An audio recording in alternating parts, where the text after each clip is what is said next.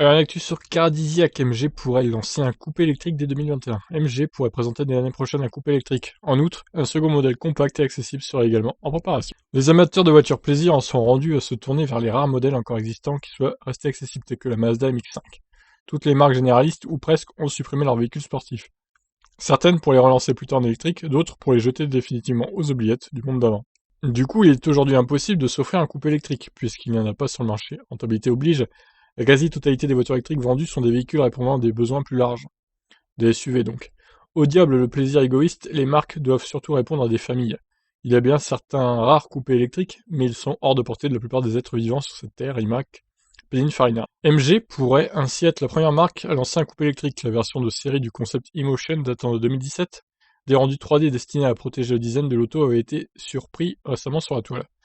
L'auto devrait perdre les portes à l'ouverture en élytre et certains éléments extravagants pour se concentrer sur la rationalisation. Mais nous devrions bel et bien avoir un coupé électrique d'ici fin 2021. MG avait avancé des chiffres flatteurs 0 à 100 en moins de 4 secondes, plus de 400 km d'autonomie. Espérons que MG parvienne à contenir à la fois le poids et le prix, mais il y a un réel coup à jouer pour MG. De l'autre côté de la gamme, il y aura également une citadine polyvalente proposée autour des 20 000 €, équivalent de la MG3. Nul ne sait en revanche si elle sera vendue dès le lancement en Europe. Alors pour rappel, la MG eMotion, c'était ça.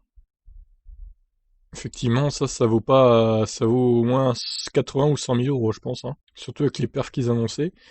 Mais bon, j'espère que du coup que ça sera beaucoup moins cher, que ce sera autour d'un coupé autour de 25-30 000 euros, quoi, max. Allez, on peut monter à 35 peut-être. Mais il faudrait pas que ça soit plus quand même, parce que sinon ils en vendront pas, hein. Faut que ça reste une voiture abordable.